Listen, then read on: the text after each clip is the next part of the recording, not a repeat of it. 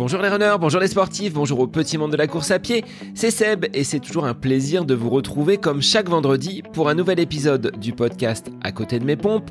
Aujourd'hui, épisode 279 et je suis ravi de vous emmener dans un échange au cœur du sport et des défis personnels avec un invité qui est passionné de trail et amoureux des grands espaces, même si il affectionne également le football et le ballon rond. C'est Grégory Novak, directeur d'antenne adjoint des sports sur Canal+, qui a accepté mon invitation. Dans cet épisode avec Greg, nous allons explorer plusieurs sujets, à commencer par son parcours, lui qui rêvait depuis l'enfance de devenir journaliste sportif et qui a su allier ce métier avec son amour du sport. Nous aborderons également son immersion dans l'univers du trail avec des expériences marquantes comme la Diagonale des Fous qu'il a parcourue à 2 reprises, l'une des courses les plus mythiques et les plus exigeantes au monde. Enfin, nous aborderons également sa vision sur la médiatisation de ces épreuves d'endurance, une évolution qu'il soutient pleinement en tant que journaliste et passionné pour mieux faire connaître ces disciplines au grand public.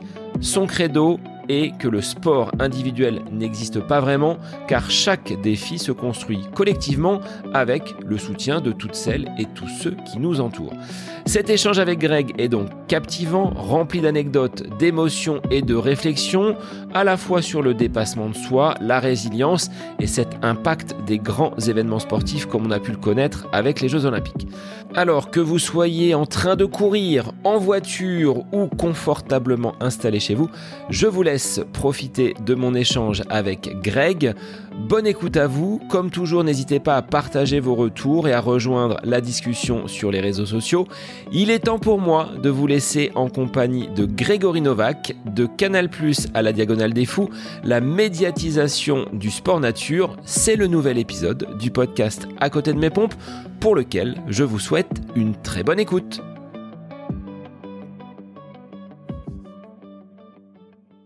Bonjour Grégory, merci d'être l'invité du podcast aujourd'hui. On va parler un petit peu de football parce que ça fait partie de ton ADN.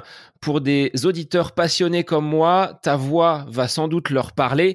Je te remercie d'avoir accepté l'invitation du podcast pour aujourd'hui parler également de trail et de course à pied avec cette couverture médiatique des grands événements. Je te souhaite la bienvenue et je te laisse te présenter.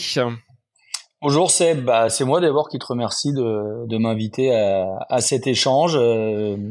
Déjà c'est toujours un plaisir d'évoquer ce métier, le sport et puis plus particulièrement la course à pied et me concernant plutôt le trail. Donc merci à toi. Moi j'ai 52 ans. Je suis journaliste de sport ou sportif, comme on dit parfois, même si certains journalistes de sport sont pas hyper sportifs, c'est pas vrai. Je travaille à Canal+ depuis 24 ans maintenant, bientôt 25. Alors beaucoup de foot parce que c'est ma passion première, c'est le sport que je connaissais le mieux. Donc commentateur des matchs de foot pour Canal, même si ça avait commencé avant, mais pour Canal sur la Ligue 1, beaucoup la Première Ligue, les Coupes d'Europe. Et puis pour la 3e saison maintenant, je suis le directeur de la rédaction foot. Donc j'organise la vie de cette rédaction qui est la plus grande du service des sports de Canal puisqu'elle représente 40% de nos effectifs. Est-ce que cette passion du sport et ce journalisme ont toujours été dans tes projets, même quand tu étais plus jeune, tu t'es dit c'est ça que je veux faire plus tard?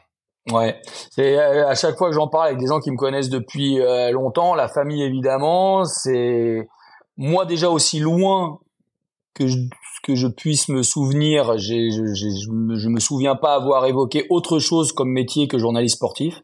C'est un métier que je veux faire depuis que j'ai 10 ans et les gens autour de moi me disent toujours mais on t'a toujours entendu dire vouloir faire ça et voilà. Donc oui, ça a toujours été un but. Et puis après le chemin s'est fait gentiment. Quand Canal est né, j'avais 12 ans, donc j'ai aussi grandi avec cette chaîne qui naissait, qui s'installait dans le paysage audiovisuel français et qui très vite est devenue une référence. Je parle même pas que je dis même pas que c'était un objectif parce que c'était tellement inatteignable, c'était un rêve, ça c'est sûr, mais c'était d'abord une référence et un modèle. Donc peut-être que inconsciemment les modèles déteignent un petit peu sur nous et que j'ai moi-même construit ma carrière en pensant Canal et en réfléchissant à la manière de faire qui était celle de Canal. Ton sport de prédilection, c'était le foot, on va dire, dans ta jeunesse. Est-ce que tu aimais autant courir qu'aujourd'hui ou est-ce que, comme tout bon footballeur dont j'ai été, les tours de terrain et la prépa d'avant-saison, la course à pied, c'était pas ton top? Je détestais ça. J'ai commencé par la natation, j'ai fait un peu de gym, du tennis, et puis autour de 10 ans, j'ai commencé à jouer au foot. Et en fait, dans jouer au foot, il y a tout. Jouer. Et courir, c'est pas un jeu, en fait. Donc je détestais courir, j'étais plutôt endurant, voilà, les épreuves d'endurance à l'école, ça passait à peu près bien, mais c'était vraiment pas une activité que je recherchais et que j'avais envie de pratiquer. Moi, c'était le jeu, c'était avoir un ballon, j'étais un joueur très moyen, hein, j'ai jamais été un très très bon joueur, mais je voulais m'amuser, j'étais avec mes potes et voilà, voilà, après il y avait la compétition, c'était encore autre chose, mais courir, ah non, pas du tout. Je déteste ça. Malgré tes études, tu as quand même pu continuer à pratiquer le sport ou est-ce que tu as dû peut-être faire des pauses dans cette activité physique parce que le métier de journaliste demande quand même beaucoup d'investissement? Non, j'ai dû m'arrêter. En fait, j'ai arrêté le foot quand les études sont devenues un peu sérieuses, je crois après le bac, autour du bac.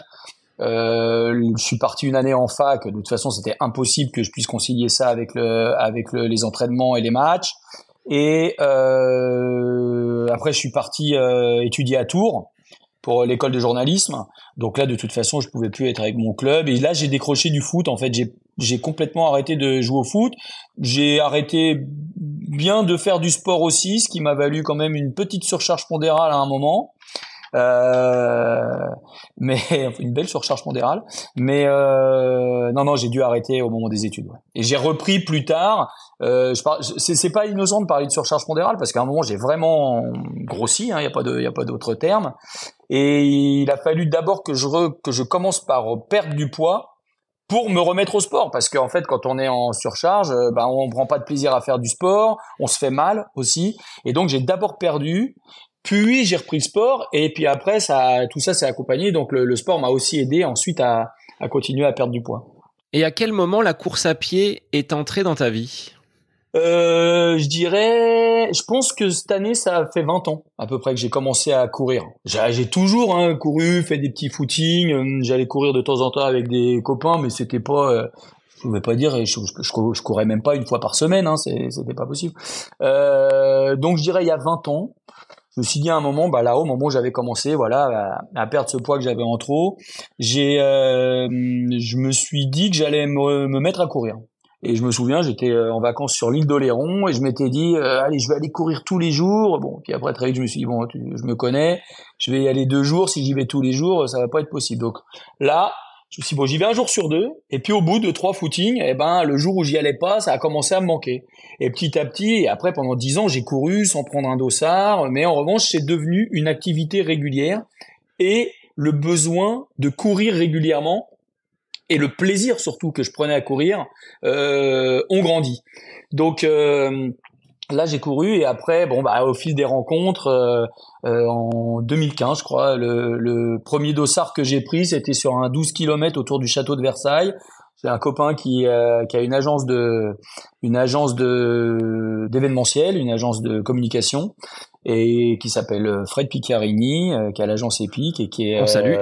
Voilà. Et je lui dis à chaque fois, je dis tout ça, c'est de ta faute. Il me dit, je comprends pas comment tu fais la diag. Lui, c'est un super marathonien, hein. Franchement, il enchaîne les marathons. Et moi, je comprends pas comment on peut enchaîner les marathons.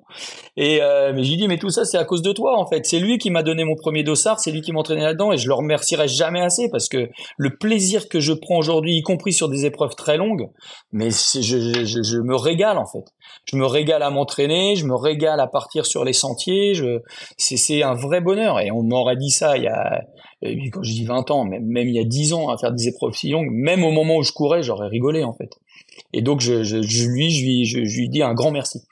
Est-ce que pendant cette carrière de journaliste footballistique à parcourir les capitales d'Europe, tu as toujours emmené tes chaussures pour aller découvrir les centres-villes et les abords des stades que tu pouvais ensuite fréquenter au micro?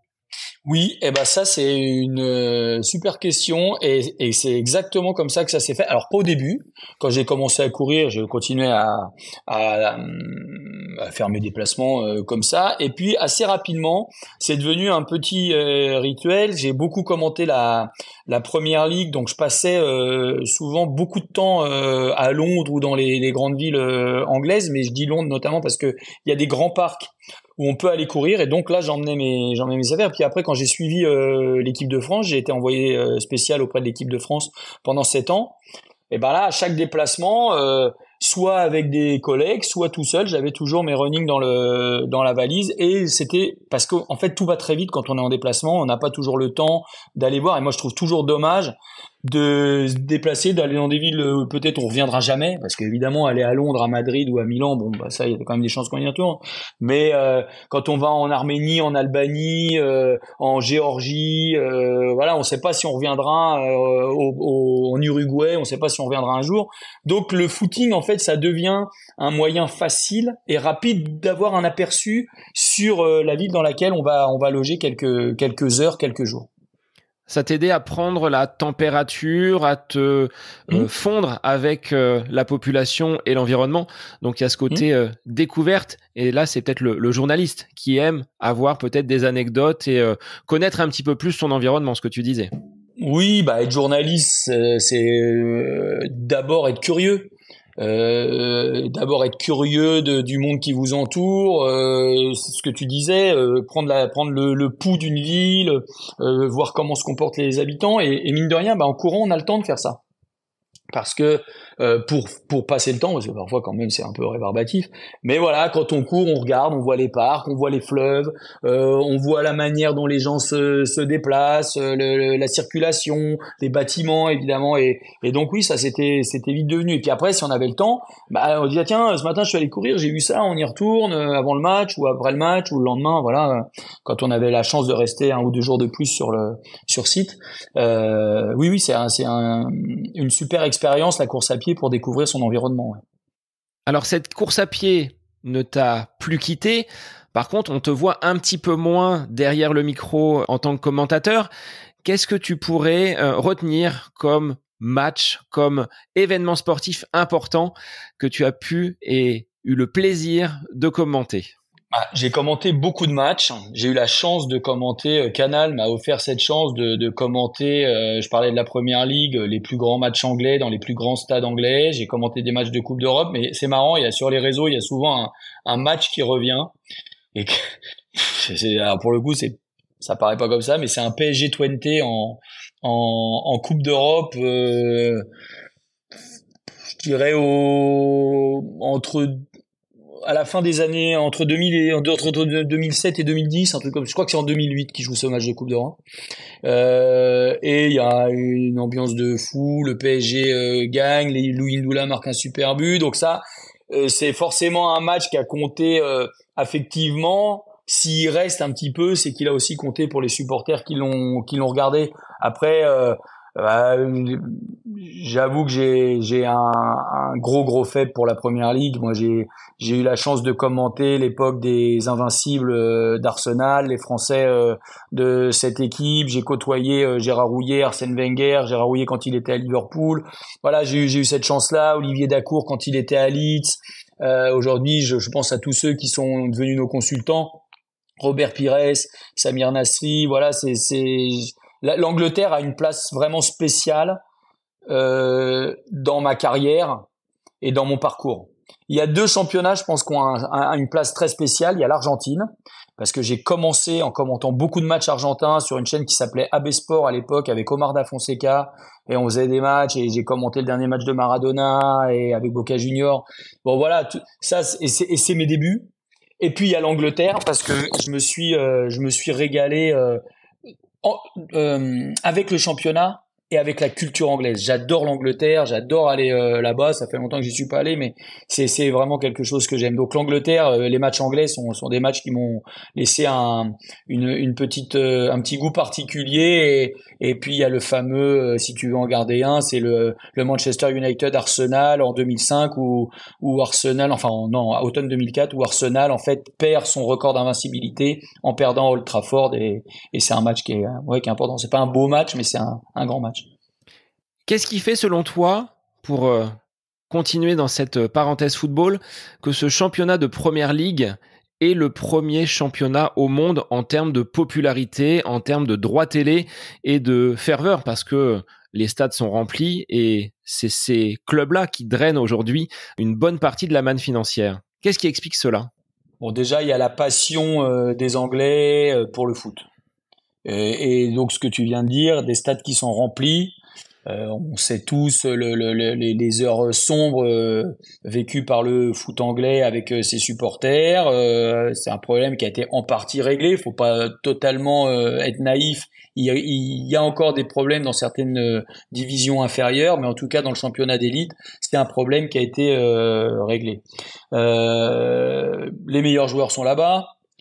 C'est un cercle, certains diront vicieux, il est aussi vertueux, d'un championnat qui a su se réinventer avec son diffuseur, le premier diffuseur. Quand la Première Ligue est créée en 92-93, c'est Sky qui vient et qui accompagne la Première Ligue en disant OK, on va vous accompagner, on met de l'argent, mais on va construire ce championnat ensemble, c'est-à-dire fait pour la télévision, avec des stars.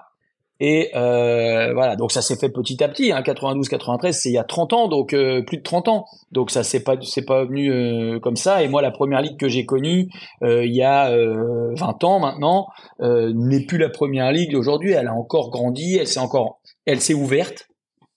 Mais la principale force de la Première Ligue, c'est sa capacité à se scénariser, à avoir des personnages. Et avec ça, bah évidemment, ça a créé de la valeur. La télé a donné de la valeur à ce produit. C'est pas joli, mais c'est assez droit en tout cas. Et ce championnat a continué de grandir et à générer des revenus qui permettaient d'acheter les meilleurs joueurs, d'avoir les meilleures équipes, d'avoir les meilleures installations. Voilà, ils l'ont payé à un moment parce que la formation a été un peu délaissée. Et l'équipe nationale, on a payé le prix aussi. Et puis, la construction se faisant, ils ont rééquilibré. Aujourd'hui, ils ont sorti de très bons jeunes. L'équipe nationale est quand même bien plus compétitive, même si elle n'arrive pas encore à franchir son plafond de verre et à gagner un grand titre. Mais voilà pourquoi ce championnat est le plus grand du monde et le plus regardé au monde. Comment, dans ce contexte de paillettes, de stars, des sportifs de haut niveau que tu as pu côtoyer, tu as pu garder cet œil neuf, cette joie d'aller interviewer, de garder le contact sans être blasé de toutes ces personnes que tu as pu côtoyer, qui doivent truster pour la plupart les titres, les records, comme peuvent certains footballeurs les glaner. Comment tu arrives à ne pas être blasé ? Mais tu vois, c'est ce que on disait tout à l'heure. C'est d'abord, c'est une passion. Je pense qu'il faut toujours se garder un peu des yeux d'enfant. Alors évidemment, notre métier fait qu'il faut pas non plus être naïf. Il y a plein de choses. On fait de l'information aussi, donc il faut être prêt à traiter cette information justement, obtenir tous les éléments et ne pas être qu'un fan. Parce que c'est aussi ce qui nous différencie du fan. Moi, j'ai d'abord été fan, je reste fan, mais quand je suis fan, je suis fan. Quand je suis journaliste. C'est un peu schizophrène, mais c'est la réalité. En revanche, même en étant journaliste, je pense qu'il faut toujours garder à l'esprit que quand on côtoie des sportifs de haut niveau, quels qu'ils soient, on côtoie des gens qui dans leur domaine sont exceptionnels, qui travaillent énormément pour obtenir ce qu'ils souhaitent. Et moi, j'ai tellement rêvé de faire ce métier, j'aime tellement le sport que c'est facile en fait de garder un peu je sais pas si c'est de la fraîcheur, mais en tout cas, oui, ces yeux d'enfant face à ces champions, parce que en fait tout m'intéresse dans leur parcours. Moi, je ne veux pas passer à côté d'un profil et d'un athlète parce que justement je me suis blasé. Mais je suis aussi enfin, je pense que je suis un peu comme ça dans la vie aussi, c'est-à-dire que j'essaye d'être le plus ouvert possible aux expériences, aux rencontres. Et c'est pas forcément des personnalités comme, enfin des gens connus, je veux dire. Mais c'est des personnes qui ont quelque chose à raconter, avec qui on a envie de passer un moment. Et je pense que ça aide justement à pas se blaser, à garder cette fraîcheur vis-à-vis d'eux. C'est toujours une chance de rencontrer des personnages qui ont un parcours qui sort de l'ordinaire, avant d'être extraordinaire, mais qui sort au moins de l'ordinaire. Et ces personnalités, on peut faire un transfert entre ce que tu as connu dans le football et les trailers que tu vas rencontrer aujourd'hui, qui ont des parcours, des personnalités également qui sortent de l'ordinaire. Est-ce que ton regard est le même entre les footballeurs et les trailers? Est-ce que ce sont avant tout des athlètes et des sportifs exceptionnels? Moi, je crois. Enfin, je crois pas, j'en suis persuadé. Après, il y a l'écho ou la représentation de leur performance, la représentation pardon qu'on a de leur performance. Le foot, c'est le sport qu'on voit le plus, c'est le sport universel et c'est le sport quasiment auquel on a tous joué. Et c'est un petit peu ce qui fait que on banalise la performance du joueur de foot, parce qu'on pense qu'on est tous capables de faire ce que font les joueurs de foot, c'est-à-dire taper dans un ballon et marquer un but. On est tous capables de le faire, peut-être, et encore, mais à la vitesse à laquelle ils le font, avec l'engagement physique qui est le leur, non, on n'est pas tous capables de tenir ce niveau et de jouer et de manier le ballon avec les pieds, il faut quand même le rappeler, hein. Et ils font quand même avec les pieds ce que d'autres n'arrivent pas à faire avec les mains. On n'est pas capable de faire ça. C'est bien pour ça que eux sont à cette place et pas nous. Voilà.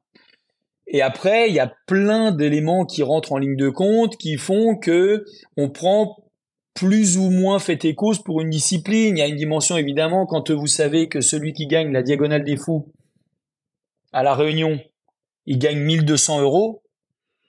Vous dites, ah ouais, quand même. Le gars, il a couru 23h20 pour Mathieu Blanchard cette année. Il s'est préparé comme un malade et il a gagné, c'est le meilleur de tous, il a gagné 1 200 €. Mais les gens confondent la difficulté d'une épreuve et l'exposition et les revenus qu'il génère. Les footballeurs, ils sont pas responsables de ce qu'ils gagnent. Tous autant qu'on est, si demain, pour le travail qu'on fait, on vient nous proposer le salaire d'un footballeur, je pense que personne va se dire « Oh non, non, non, oh, c'est scandaleux, je peux pas gagner ça. » Ben non. Voilà. Donc, après, on peut regretter que, là on parle du trail, mais que les frères Lebrun au tennis de table, que Léon Marchand en natation ne gagnent pas ce que gagnent certains footballeurs. Mais ça, c'est pas la faute des footballeurs, c'est le système économique qui génère tant de revenus que les meilleurs d'une discipline sont rémunérés pour ce qu'ils apportent. C'est la même chose avec des stars de cinéma. Quand une vedette américaine prend 20 millions de dollars pour faire un film, on s'en offusque un petit peu moins. Donc, je pense que ce qu'il faut regarder, c'est l'investissement, le travail qui est fait par ces athlètes pour atteindre leur performance et pour être les meilleurs dans leur discipline. Après, Honnêtement, l'entraînement d'un ultra trailer, l'entraînement même d'un marathonien, je connais moins le marathon. Voilà, j'en ai fait 2 dans ma vie, et moi, je suis pas un grand amateur de course sur route, donc je peux pas, j'ai pas le même recul. Mais en tout cas, l'entraînement d'un ultra trailer, la charge que représente un ultra trail, et là, je parle surtout des élites. Nous, les amateurs, on le vit différemment. Et puis surtout, il y a moins d'enjeux à ce qu'on fasse une demi-heure de moins, 1 heure de plus. Ça, c'est pas grave. Mais en tout cas, les exploits que font ces sportifs, moi, je suis émerveillé de leurs prestations, et j'essaye toujours de regarder un athlète dans la discipline qu'il fait et pas en le comparant aux autres. Je déteste qu'on compare les sports. Je comprends pas ça. Ça, c'est un truc j'aime pas du tout ça, qu'on compare les sports, parce qu'en général, quand on compare les sports, on sait pourquoi c'est faire. C'est pour justement aller chercher quelque chose d'assez négatif. Et je pense qu'il y a suffisamment à s'émerveiller en regardant les athlètes dans une discipline pour pas commencer à comparer, quoi. C'est ce que j'allais te demander. Est-ce que ça te choque qu'on ne mette pas forcément le vainqueur de la Diag ou de l'UTMB en avant dans la presse sportive au regard d'un match de Ligue 1 qui va être, je dirais, classique parce qu'on le retrouve toutes les semaines?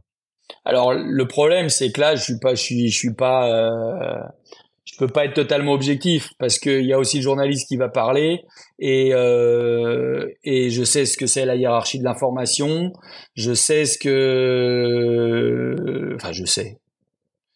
Pardon pour cet excès de prétention. Je pense avoir une idée de ce qui génère de l'attention d'un public, que ce soit pour vendre des journaux, que ce soit pour écouter des émissions de radio, ou pour ce qui me concerne, proposer des émissions de télévision. Malheureusement, le public se mobilise moins pour suivre des émissions qui sont consacrées à des sports dits plus mineurs. Même si là on parle de course à pied qui concerne plus de 10 millions de personnes en France, c'est pas non plus c'est pas non plus rien, hein. C'est énorme ce que représente la course à pied, toute discipline confondue, en France. Mais il n'empêche que je ne crois pas, on ne va pas acheter un journal.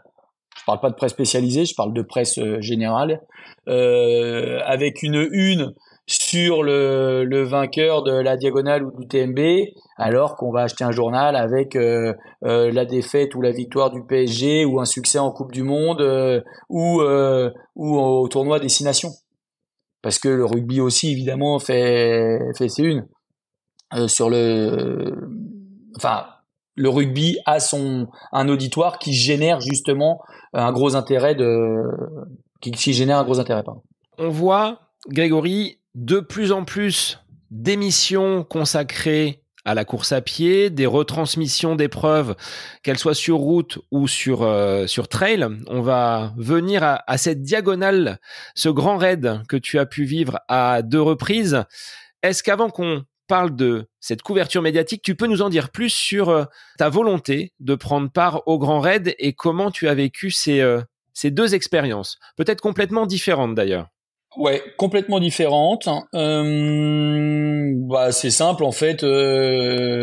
Le participer en tant qu'amateur à un défi aussi fou que la diagonale ou l'UTMB, ça part toujours d'une idée un peu saugrenue, ou d'un échange entre copains. Voilà, là j'essaie de vous raconter ça rapidement. On a une équipe de triathlon à Canal+. Depuis, on va fêter la 10e année de cette équipe cette année. En 2021, on sortit donc post-Covid, on organise avec un de nos partenaires une opération pour Octobre Rose entre Paris et le Luberon, donc en dessous Avignon, 5 étapes en vélo avec les partenaires pour sensibiliser à Octobre Rose et pour mobiliser des fonds. Donc on fait une semaine géniale avec les copains du triathlon, et puis on arrive au bout de l'épreuve, Et puis on se dit purée, c'était génial cette semaine. Qu'est-ce qu'on va bien pouvoir faire? Et c'est le week-end de l'arrivée de la diagonale. Enfin, c'est le week-end de la diagonale. Et on est deux dans l'équipe. Faut pas trop nous pousser pour partir comme ça et pour dire oui à la première proposition. Et donc mon pote, la Marc, qui est un des réalisateurs de doc pour Canal, qui a fait le doc Marie-Jo cet été, Marc Sauvourel, on se dit tiens, qu'est-ce qu'on va pouvoir faire maintenant? Et puis on était devant la télé, on se dit bah on va faire ça en fait, la diagonale. Et donc du coup bon maintenant il faut prévenir les filles, nos compagnes. Bah de toute façon moi la mienne et nous avec mon épouse on est amoureux fou de l'île de la Réunion. Donc c'était pas compliqué et Marc son épouse à lui avait toujours voulu aller à la Réunion. Donc on les a appelés. Et tenez, notez dans un an on part ensemble on part tous ensemble à la Réunion en vacances. Bon, elles voyaient déjà le beau voyage, les plages. Non, bah non, elles nous connaissent, elles ont dit ouais d'accord, ok, on a compris. Donc nous on part en vacances et vous partez faire la diagonale. Elles savaient très bien, elles nous connaissent et puis elles connaissent la diagonale, donc voilà. Et donc bah on s'est donné un an, on s'est préparé. Donc en 2022 on a fait notre première diagonale qui s'était globalement très très bien passé. Moi, j'ai fini avec une énorme entorse. Marco, il a eu des pas mal de douleurs musculaires, mais on avait chacun de notre côté bien fini et heureux, sans aucun mauvais souvenir. Et puis on s'était dit voilà, on dit bon bah ça c'est fait. Bon, et puis 2 jours après sur la plage, on dit bon on va la refaire. Hein. Et puis bon, on s'est donné 2 ans, on l'a refaite donc cette année. Cette année ça a été un peu plus dur. Ils ont le parcours était rallongé, retour du Maïdo qu'on connaissait pas nous. Ça a été plus compliqué, plus difficile. Les conditions météo étaient pas top. À partir du vendredi midi, il a bruiné pas mal, il a beaucoup plu. Donc là, on en a bavé. Et au bout de 50 km, on s'est retrouvé sur un ravitaillement et on dit bon bah ok, on continue ensemble. Bah ouais, on continue ensemble. Donc du coup, bah la course change parce que quand on court à 2 et qu'en plus on l'a pas prévu, mais c'est pas grave, c'est devenu une aventure collective. Je veux pas parler pour lui, mais je pense qu'on garde tous les deux un super souvenir. Nos épouses nous attendaient à l'arrivée. On a passé la ligne d'arrivée avec ses filles. Moi, mes filles, ça n'avaient pas pu être là, mais on a passé l'arrivée avec ses petites filles. C'était un super moment. On s'est soutenus pendant toutes ces heures. On s'est encouragés, chacun son tour, l'un l'autre devant, à embarquer l'autre. C'est vraiment voilà. Et nous, c'est aussi comme ça qu'on conçoit le sport. Évidemment que ces aventures-là sont des épreuves individuelles, mais elles sont toujours conçues dans le cadre collectif, exactement comme on a fait cette aventure triathlon. On avait mis une distance Ironman à notre calendrier, on l'a fait tous ensemble. On est une douzaine de membres, et tout le monde l'a fait, tout le monde l'a terminé. Et ce qui nous motivait aussi, c'était de se retrouver. Chacun gère son effort, mais après, on est ensemble, on vit un moment fort, et c'est aussi voilà, c'est des sports individuels, mais moi j'ai une conviction, c'est que le sport individuel ça n'existe pas en fait. Il y a l'effort individuel, à un moment on se retrouve tout seul avec sa performance, mais c'est collectivement que tout se construit et on a toujours besoin des gens, on a besoin de nos familles sur le bord de la route pour nous encourager, on a besoin de notre coach pour nous accompagner. Moi dans ma tête le sport individuel ça n'existe pas en fait. Greg, combien tu as mis de semaines pour te préparer à cette diag et comment tu as organisé ton entraînement? Parce que un métier de rédacteur en chef d'une chaîne sportive comme Canal+, ça doit être déjà très prenant. L'environnement autour de Paris, si tu habites dans cette région, c'est pas ce qu'il y a de plus facile en termes de dénivelé, en termes de terrain de jeu pour appréhender le trail tel que peut l'être la diag. Comment tu as mené cette préparation pour cette deuxième édition? Et pour les précédentes, hein, globalement, comment tu te prépares? Alors, bon, déjà, c'est l'acquis des années précédentes sert toujours. Il y a 2 ans, je m'étais préparé avec des plans que j'avais trouvés sur Internet. J'avais regardé, j'avais pas la même fonction où je commençais dans cette fonction, donc j'avais eu le temps quand même d'organiser ma préparation différemment. J'avais un peu plus de liberté. C'était la première. Et donc j'avais suivi des plans sur Internet. En plus, on a une association de running avec une coach, Steph, qui est top. donc je m'étais préparé comme ça. Cette année, j'ai senti que j'avais besoin d'avoir un coaching, en fait, d'avoir un accompagnement. Donc, la fameuse Stéphanie Michéa, qui est notre coach et avec qui on est devenus amis aussi. Je lui ai demandé, elle fait des plans, donc je lui ai demandé de me faire un plan dédié.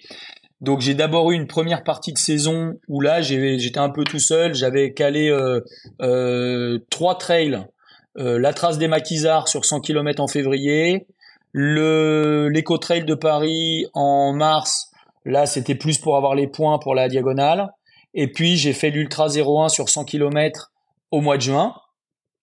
Après j'ai rebasculé, je fais beaucoup de vélo, j'aime faire du vélo, donc j'ai rebasculé sur du vélo pour faire l'étape du Tour. J'avais le marathon pour tous. Voilà. Moi, je suis pas très marathon, mais bon, j'avais un dossard pour le marathon pour tous. Il était hors de question que je loupe ce rendez-vous. Donc, j'ai fait le marathon pour tous. Et dans mon idée avec Steph, la coach, je faisais le marathon. Je le faisais un peu dans l'esprit sortie longue. J'avais pas envie de faire un temps. Je m'étais dit, je voudrais aller 4 heures, ce serait top. J'ai fait 4 heures, c'était nickel.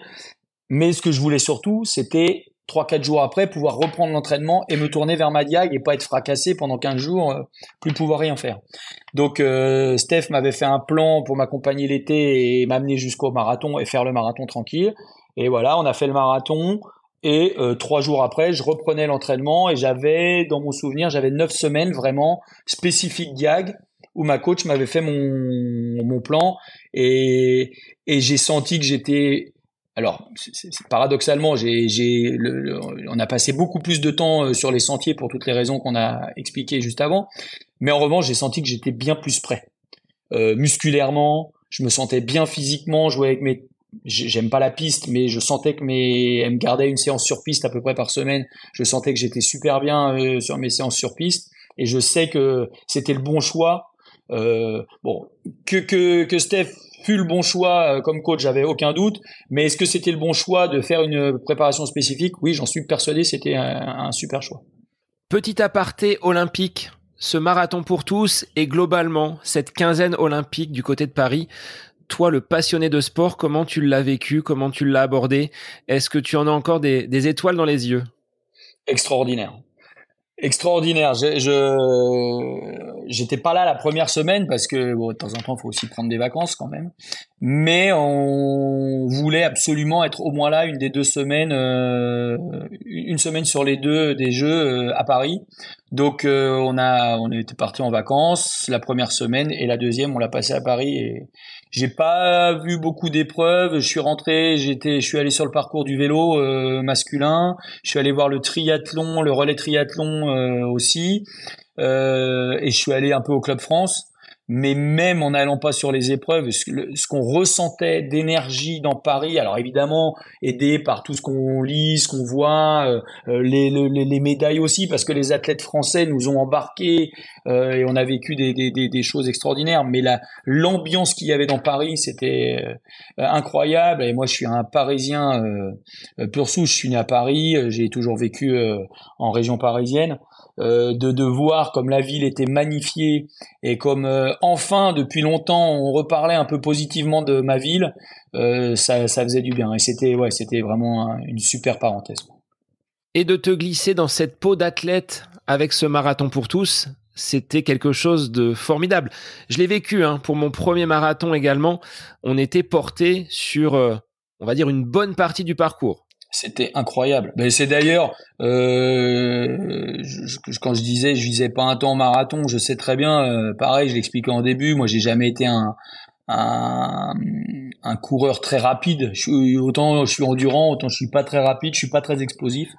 Et le marathon, j'ai énormément de mal à me motiver pour aller faire un marathon. Je suis admiratif.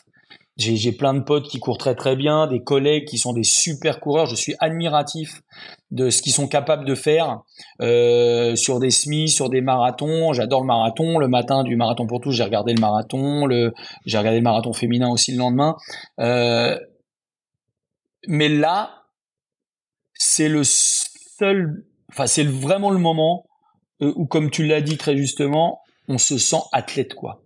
Et on participe à un truc de fou, c'est-à-dire que les gens, ils ne nous connaissent mais ni d'Ève ni d'Adam. Ils nous ont portés, mais il y avait un bruit sur le parcours. À un point que, à certains moments, j'avais du mal à me concentrer sur ma course, à me dire mais c'est pas possible, j'ai besoin d'un peu de silence pour me reconcentrer sur ma course. Mais en revanche, bon, c'était ponctuel, c'était extraordinaire. Et je pense même, pour avoir regardé les 2 marathons, que autant à l'arrivée, il y avait moins de monde dans les tribunes parce qu'il n'y a pas d'enjeu à voir qui de nous va arriver en premier. Mais en revanche, je pense que sur le parcours, on avait plus de monde que les athlètes du marathon, qui eux, évidemment, tout se joue plutôt sur l'arrivée. Les gens ont envie de voir qui va être médaillé, qui va gagner. Et nous, on avait du monde sur le parcours, mais c'était dingue, c'était extraordinaire. Ces 5 premiers kilomètres avec le passage à côté du Louvre, c'était un vacarme, comme tu l'as dit, monstre. Et on a eu du mal, même avec le camarade qui m'a accompagné, à se concentrer, comme tu l'as dit, parce qu'il y avait de l'agitation, du bruit, des encouragements de toutes parts. On perçoit dans ce cas-là ce que représente vraiment la foule et comment on peut être porté. Et c'était vraiment magique, même si après, quand on est sorti un petit peu de Paris, on avait un peu plus de calme, même pour respirer, c'était un peu plus facile. Non, mais c'est exactement ça. On se dit parfois, je reviens au foot, mais on se dit parfois la différence de jouer à domicile ou à l'extérieur. Mais franchement, c'est ça. Et là, pour nous, c'était palpable en fait. Quelque chose qu'on peut jamais toucher parce que évidemment que c'est pas nous qui viennent voir les gens. Donc ça, c'est à ce moment-là, et je pense que ce sera la seule fois de ma vie, même si honnêtement la sortie du Maïdo, la sortie de Mafat à la Réunion, on a eu quelques endroits aussi, le départ à Saint-Pierre.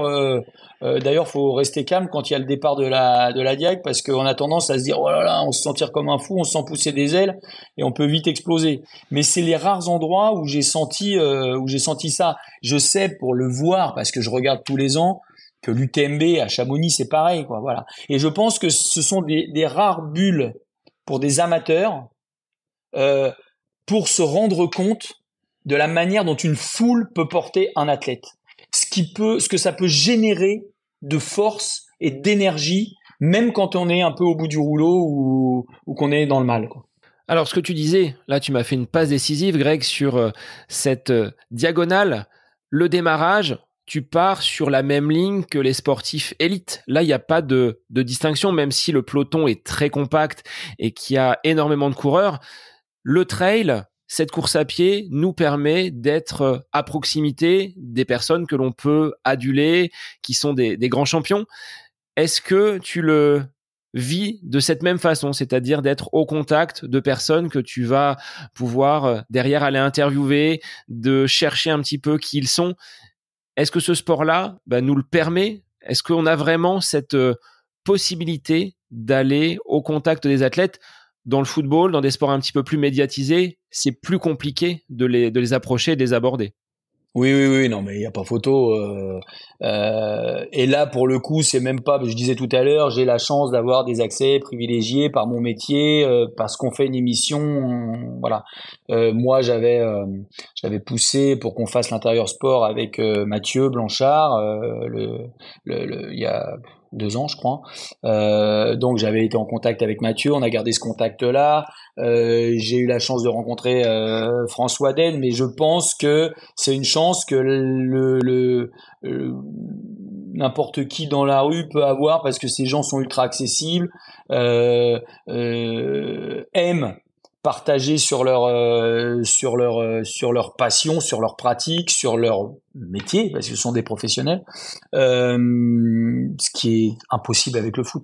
Même en tant que journaliste aujourd'hui, c'est très très compliqué. Il y a tellement de sollicitations pour les joueurs, on les enferme tellement dans une bulle où, et honnêtement, je le comprends. Hein, je leur reproche même pas.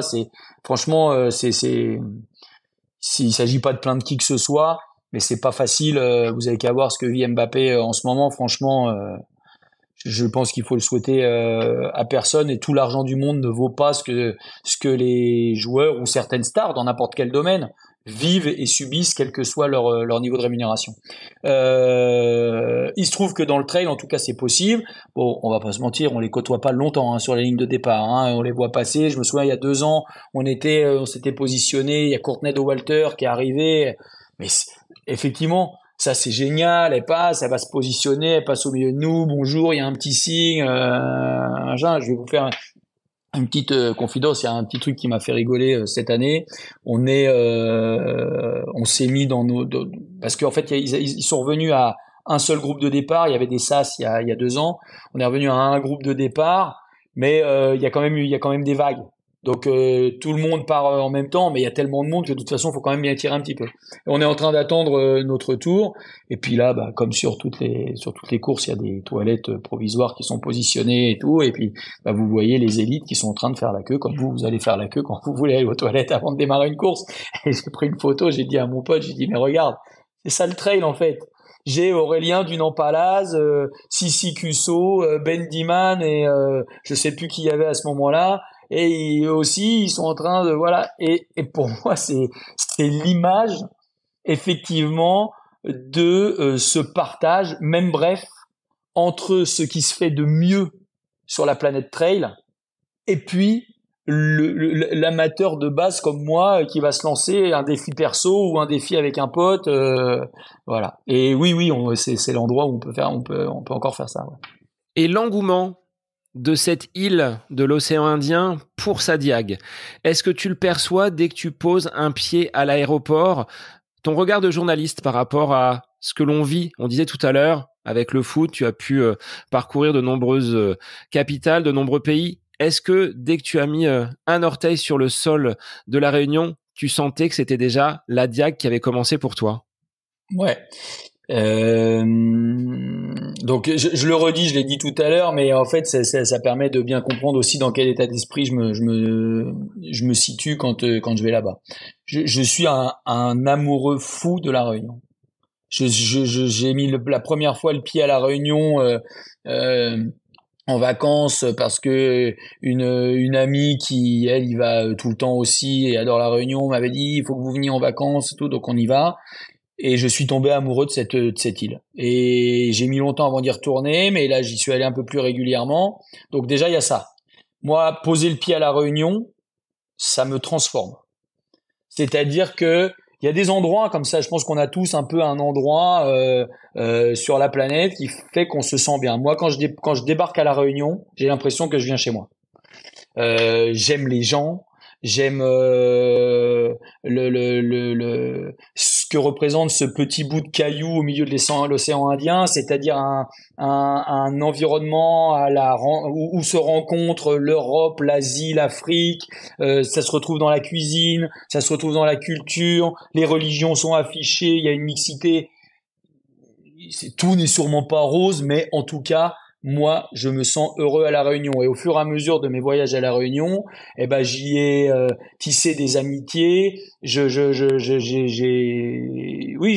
commence à connaître pas mal de gens là-bas, et ça aussi, ça participe au fait que je m'y sens bien, parce que quand j'y vais, je vais voir des gens, on appelle, on boit un coup, on prend, bon voilà. Donc il y a déjà ça. Donc mon objectivité est totalement altérée par l'amour que je porte à cette île. Mais pour revenir à ta question, quand on arrive à La Réunion en période de grand raid, on sent que le cœur de l'île ne bat que pour ce moment. Voilà. On arrive en tant que raider, on est accueilli, il y a un stand, on peut débarquer. Moi, j'ai débarqué à 5h30, 6h du matin. Le soleil se lève, il y a le stand pour accueillir les trailers. Ils savent qu'il y a à peu près des engagés dans tous les avions qui débarquent. Donc, ils nous attendent, un jus de fruits, la musique, voilà. Et l'île ne vit que au rythme de cette compétition pendant une semaine.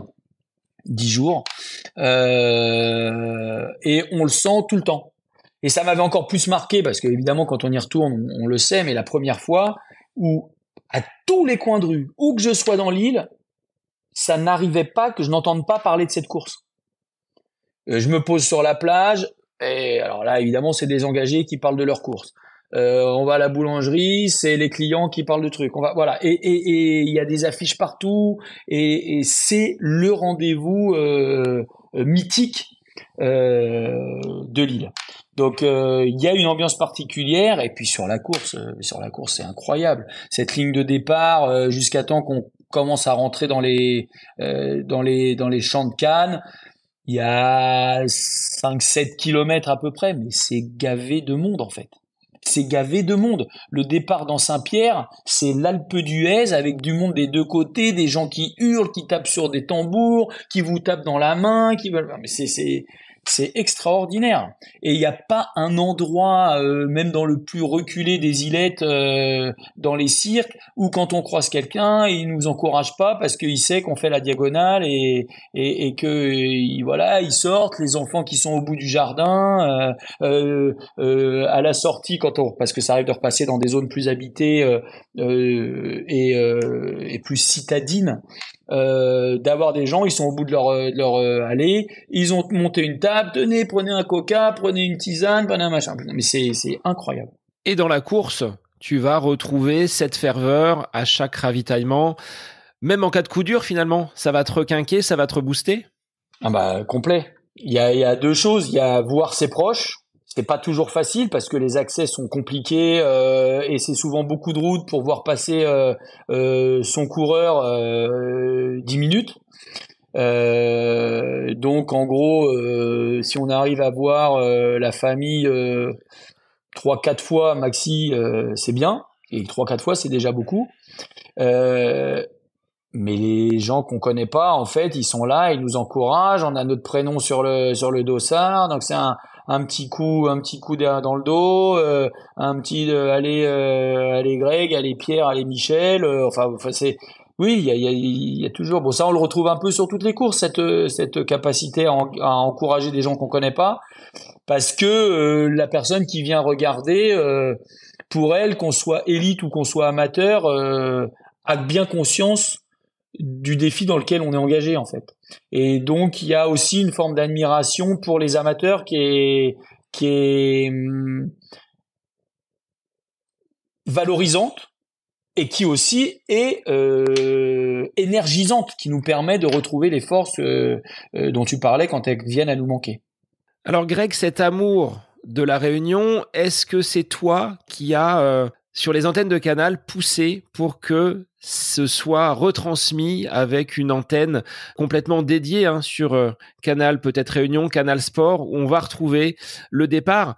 C'était une des questions de ce podcast. Pourquoi ces épreuves-là, aujourd'hui, sont de plus en plus médiatisées?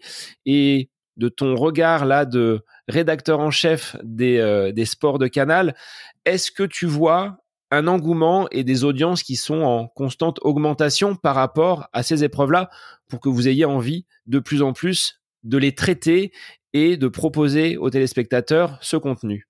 Alors déjà, non, c'est pas moi qui ai poussé pour que la course soit retransmise. On a une antenne à La Réunion, Canal Plus Réunion, qui produit, qui diffuse. Et quand je dis que l'île ne vit que pour cette course, bah forcément, ça devient un rendez-vous ultra important pour Canal à La Réunion. Donc ça fait plusieurs années, mais bien longtemps que la course est retransmise sur Canal. Ce qui est assez nouveau, c'est la reprise du signal et des programmes sur la métropole pour Canal, avec un volume d'heures de diffusion qui a grossi ces dernières années. Et il se trouve que, alors évidemment que moi je suis enchanté qu'on le fasse, je pousse à fond pour qu'on propose du trail, et j'ai de bons alliés aussi dans la maison, à la programmation, qui adorent ça, qui ont envie, et puis ça répond aussi à une demande de nos abonnés, on le fait pas, on s'amuse pas avec les antennes de Canal à faire passer nos passions, voilà, quand ça nous chante, mais il y a une appétence pour la course à pied, une appétence pour le trail, et donc forcément chez nos abonnés et une partie d'entre eux, cette appétence existe, et donc l'idée, c'est de leur donner aussi à voir leur passion, quoi. Avec un contenu qui est de plus en plus immersif. On a des drones, on a des coureurs parfois avec les caméras embarquées. On peut vivre à la limite comme une étape du Tour de France, ces grands raids, que ce soit l'UTMB, le Grand Raid de la Réunion. Aujourd'hui, on peut, alors en étant dans son canapé, à souffrir aussi pour les coureurs, mais profiter des paysages, des panoramas, ce qui n'existait pas il y a encore quelques années. Ah, ça, c'est une volonté, je pense, assez partagée. En tout cas, c'est une volonté à Canal. Elle est portée par notre directeur des sports, Thomas Sénécal, de proposer des contenus toujours plus immersifs, de permettre à l'abonné de vivre l'épreuve en même temps que les athlètes, de vivre au plus près pour offrir une expérience toujours plus concrète pour que la performance soit toujours plus palpable et qu'on se rende toujours plus compte de ce que vivent les athlètes.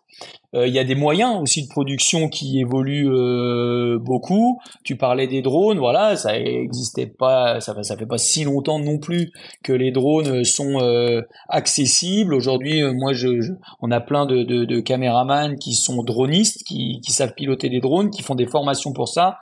Et tout de suite, le rendu image est exceptionnel. Regardez, vous n'avez qu'à voir aujourd'hui les JT. Je parle même pas des magazines, des épreuves de sport, mais les journaux télévisés.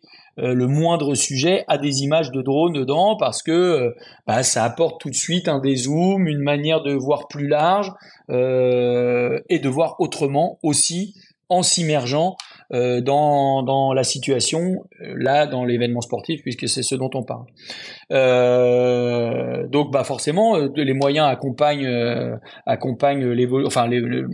l'évolution des techniques, permettent aussi de modifier la façon de retransmettre les épreuves. Et puis il y a aussi une chose qui est hyper importante, et notamment à La Réunion, même si on sait que La Réunion vit beaucoup grâce à ses hélicos, il y a une dimension écologique qui fait que réduire le bilan carbone des courses c'est important, et que les drones permettent aussi de se passer parfois un petit peu du vol des hélicos, même si on peut pas se passer totalement du vol des hélicos, et heureusement qu'ils sont là, parce que ne serait-ce qu'acheminer les ravitaillements, les ravitailleurs, les bénévoles, parfois, et à La Réunion, beaucoup de choses se font par hélico. Est-ce que ça participe, cette médiatisation un petit peu plus grande de ces grands événements sportifs, que ce soit sur route, parce que le marathon aujourd'hui est également filmé, mais là sur le Grand Raid, en termes de notoriété, est-ce que ça booste justement la capacité de ces épreuves à attirer encore plus de monde, et est-ce que tu y vois toi des limites ? Est-ce que la médiatisation elle booste forcément les épreuves? Alors après, est-ce que la médiatisation booste l'UTMB, la Diagonale ou le Marathon de Paris? Je pense que ce sont des épreuves suffisamment mythiques pour aujourd'hui drainer suffisamment de monde derrière elles. Aujourd'hui, je pense que sur des épreuves comme ça, la médiatisation change rien. Ce qui a peut changer, sans doute, c'est le soutien de partenaires. C'est-à-dire que c'est quand même très cher d'organiser des épreuves comme ça.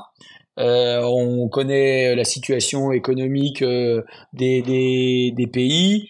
Le sport est parfois un petit peu la victime de coupes budgétaires. Donc l'exposition, la médiatisation, elle permet à ces épreuves de pouvoir compter sur des partenaires privés toujours plus importants. Si vous savez que votre marque va être exposée, bien exposée et exposée de manière positive, vous allez aller plus facilement vous associer à une course ou à un rendez-vous sportif pour justement bénéficier de son exposition et que ça profite à votre marque. Donc oui, sans doute c'est certain que ça participe. Des limites, non, comme ça, je vois pas de limite. Moi, encore une fois, pour prendre que le trail, je suis un fan de trail. Je suis content de pouvoir voir du trail à la télé. On parlait, en revanche, ce que j'ai poussé, c'est la création d'un magazine qui s'appelle Trail 360, parce que j'avais envie d'accompagner aussi ce qui est en train de devenir le trail, avec parfois des choses à critiquer. Ça, évidemment, on peut. Il faut toujours faire attention, d'ailleurs, quand une discipline se développe, elle draine forcément tout un tas de choses négatives qu'il faut corriger. Et le trail, comme aucune autre discipline, n'en fera l'économie, mais ça, c'est normal. On construit, donc il faut apprendre il faut apprendre à corriger ce qui mérite de l'être. Mais en tout cas, le trail a complètement explosé. Il y a une vraie appétence pour le trail. Je la comprends puisque j'y participe très largement en tant que engagé et puis en tant que journaliste aussi en poussant cette émission avec l'équipe autour de Ludo de Rouen de Charlotte Gabas.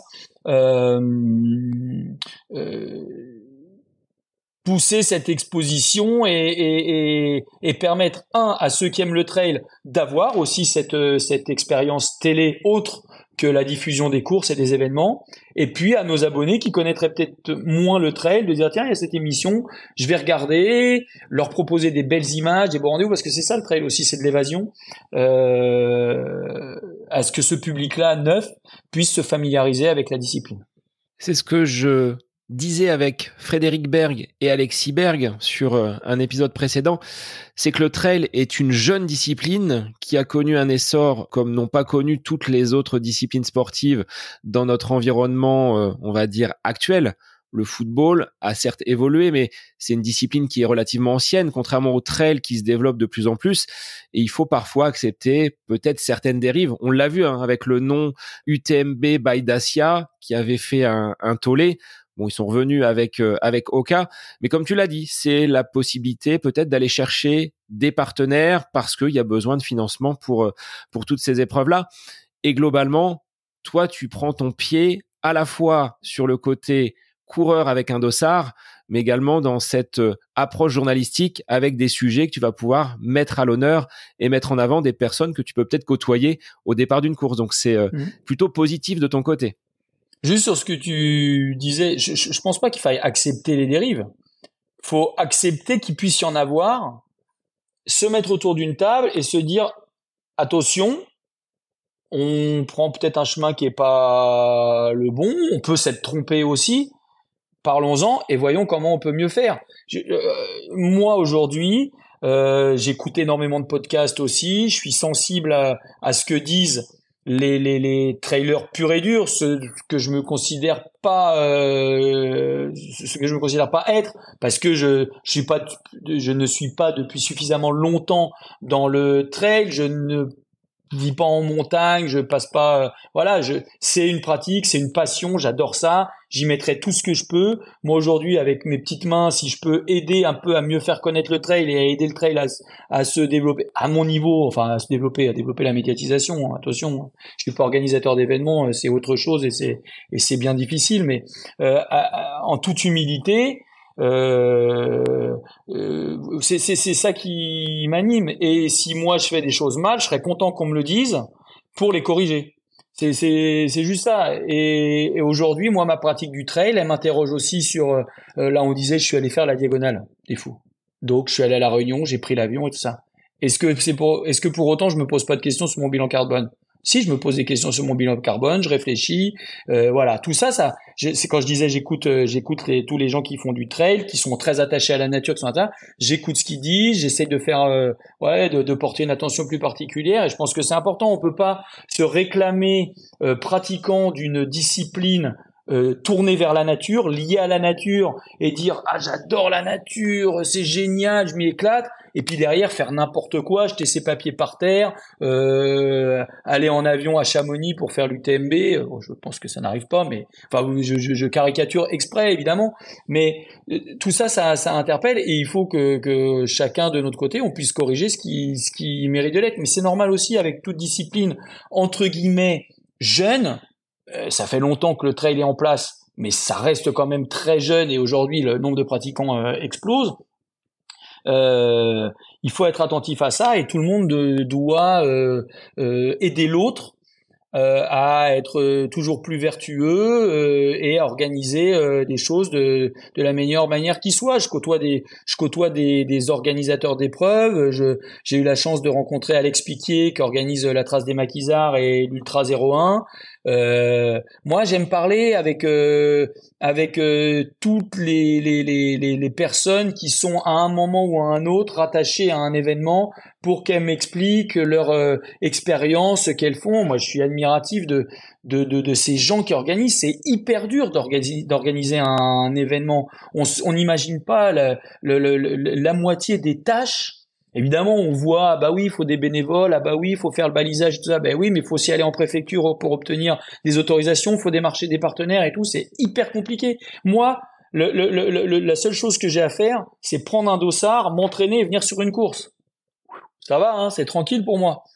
Donc moi, j'adore justement ce partage d'expérience et alors, en revanche, je reviens à la chance que j'ai de pouvoir avoir un accès privilégié à ces personnes et je me nourris de tout ça. Les pratiquants, moi, j'adore discuter avec Ludo Collet, le speaker du trail, parce que c'est des gens qui ont une expérience. Et quand je te disais tout à l'heure que ce qui me manquait aujourd'hui, c'était pas tant d'aller commenter ou c'est le partage avec ceux qui font le sport en fait. Moi, j'adore ça. Et je reviens à ce que je disais tout à l'heure. Quand je dis je ne crois pas au sport individuel, il n'y a pas que dans la performance qu'on fait du sport. Il y a dans tous ces moments d'échange, dans tous ces moments de partage, tous ces gens qu'on peut rencontrer. Et la vie, elle est faite aussi des rencontres qu'on a la chance de faire le temps qu'on est là. Donc tu ne regrettes pas d'avoir délaissé un petit peu le ballon rond au profit des sentiers aujourd'hui. Ton cœur balance vers quoi ? 50-50 ou un petit peu plus quand même du côté du trail parce que tu vis dedans aujourd'hui et tu as traversé de belles émotions avec cette diag. Alors, en fait, aujourd'hui, c'est 50-50 parce que mon travail, c'est d'organiser le foot à Canal. Et c'est un boulot de tous les instants. Voilà, même en vacances, on se parle avec mes adjoints, on a toujours des choses à faire. Quand une saison se termine, on prépare la suivante. Si je prends une journée de congé, bah lui le foot ne s'arrête pas. Donc voilà. Et puis j'aime le foot. Je vais pas m'excuser d'aimer le foot. Le foot, c'est plein de bons moments. Le foot aussi draine avec lui tout un tas de choses négatives. Et moi, je suis un défenseur du foot. Ça me blesse quand j'entends parler en mal du foot. Ça veut pas dire que je suis aveugle sur certaines dérives. Ça veut pas dire que je ne vois pas ce qui se passe dans certaines tribunes. Mais ça, c'est les problèmes de la société. C'est pas le foot qui génère ça. Vous enlevez le foot, ça va pas régler les problèmes de la société, donc les problèmes ils se déplaceront. Donc faut pas confondre en fait le support et son environnement. Donc le foot, je continue d'aimer ça. J'aime le jeu. J'ai des enfants qui aiment le foot, un fils notamment qui travaille dans le foot. Donc le foot reste évidemment ultra présent dans ma vie et j'ai pas du tout l'intention que le foot sorte de ma vie. Mais aujourd'hui, ma passion, c'est le trail. Ma pratique, c'est le trail. J'ai des copains, ils comprennent même pas comment je peux prendre mon sac avec 2 flasques, 3 barres et 2 purées ou 2 gels pour partir 3 ou 4 heures courir tout seul. Mais c'est génial, c'est mon moment d'évasion, c'est justement ce qui me sort et ce qui me permet de réfléchir, de voir des bons moments. Tu parlais, j'ai pas répondu, ça me revient, j'ai pas répondu à ta question sur où je m'entraîne, mais oui, j'habite en région parisienne. Je ne sais pas si ceux qui écoutent connaîtront. J'habite entre la forêt de Meudon et le bois de Verrières, à peu près à équidistance. Donc j'ai déjà au moins la chance, de pouvoir passer de l'un à l'autre, de pas être toujours sur les mêmes sentiers, de pas avoir trop de monotonie sur mes terrains d'entraînement.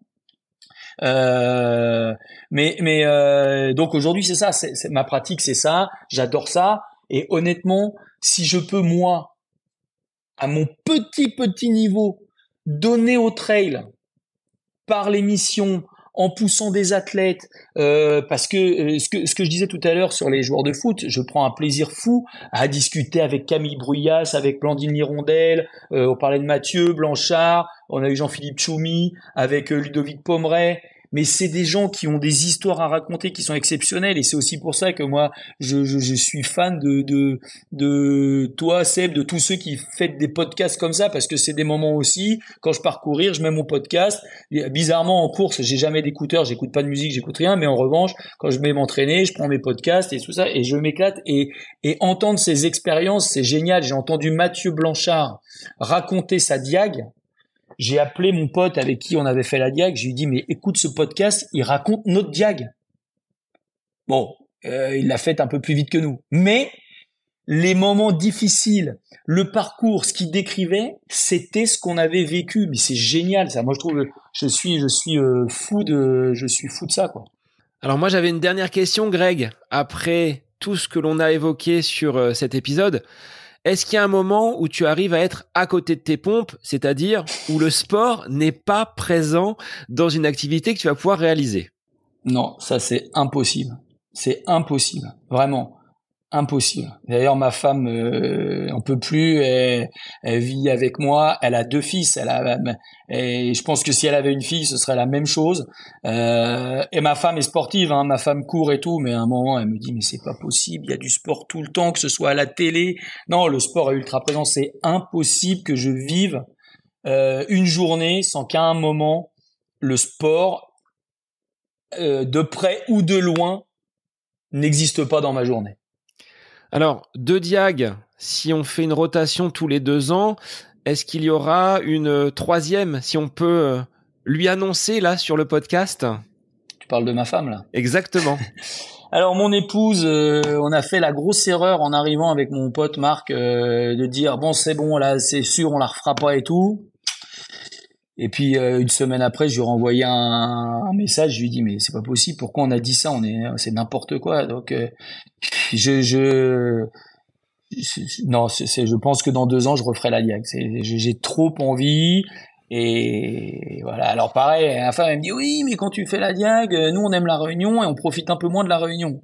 Bon, on se débrouillera. Je sais pas comment on fera. Donc si elle écoute ce podcast, je prends l'engagement qu'on trouve un bon équilibre. Mais s'il te plaît, laisse-moi refaire la diag. Et je sais qu'elle me laissera la refaire.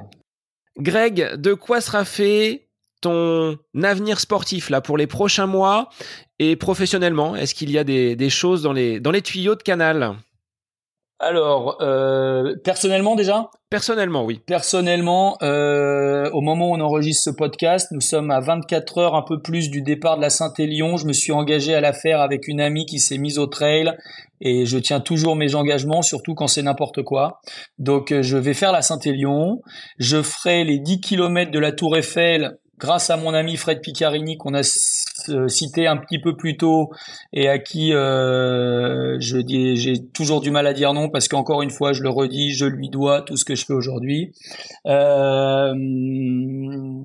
Et de quoi sera fait? De trail, c'est sûr. Il y aura, ce qui est sûr pour l'instant, le trail du Ventoux au mois de mars, un petit retour sur le triathlon avec le Alpsman au mois de juin. Et après, c'est en réflexion, j'ai quand même très envie de faire l'UTMB. Donc, faut que je vois si j'arrive à trouver une course pour faire mes running stones, à avoir un dossard pour l'UTMB. Et avec Marc Sauvourel, notre idée, c'est de faire l'UTMB. Et puis professionnellement, on a la gestion d'un très beau contrat européen avec la Ligue des Champions, la Ligue Europa et la Conference League à traiter. Donc, c'est ce qui va continuer à bien m'occuper. Le foot anglais aussi, la gestion d'une rédac, je le répète, qui est une super rédac, la rédac foot, et puis le service des sports de Canal. Je vous l'ai dit, j'ai toujours rêvé de ça. Je suis heureux. Canal, c'est une belle chaîne, c'est une belle marque, et c'est un endroit où on aime vraiment le sport. Et joyeux anniversaire pour ces 40 ans. C'est gentil, merci beaucoup. Je transmettrai à toute la chaîne. Merci beaucoup.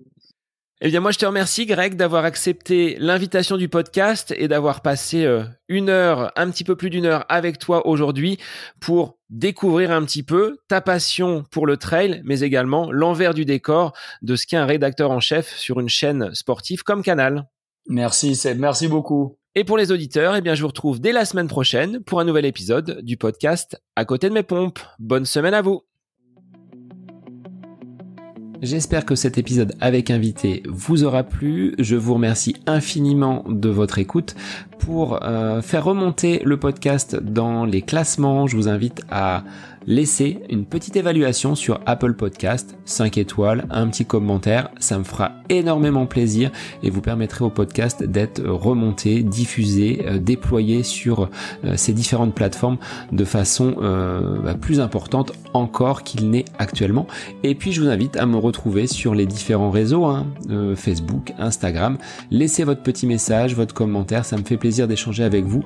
Si vous avez des questions, si vous voulez échanger sur quelconque sujet en lien avec la course à pied, mais pas que, parce que le sport c'est une philosophie de vie et c'est une passion qui nous anime de façon commune, donc n'hésitez pas à venir échanger avec moi. Sur ce, je vous souhaite une bonne fin de semaine, un bon week-end et je vous dis à la semaine prochaine pour un nouvel épisode du podcast À côté de mes pompes.